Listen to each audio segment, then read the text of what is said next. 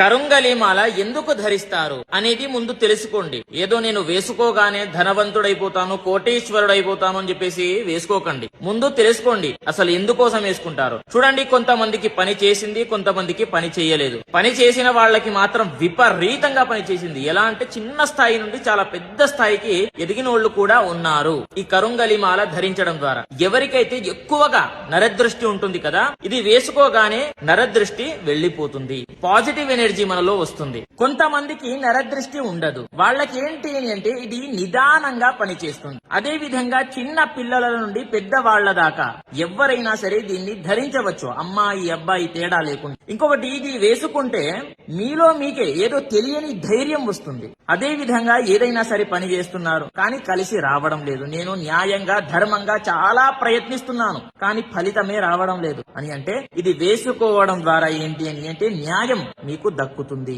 న్యాయం ఎక్కడైతే ఉంటుందో అక్కడ ఖచ్చితంగా ఇది ఉంటుంది అనేది గుర్తు పెట్టుకోండి, చాలా పవర్ఫుల్. ఇంకొకటి, చాలా మంది ఒరిజినల్ కరుంగలి మాల ఎక్కడ దొరుకుతుంది అని చెప్పేసి అడగడం జరుగుతుంది. చూడండి, నా దగ్గర అవైలబుల్ గా ఉన్నాయి ఒరిజినల్ కరుంగలి మాల.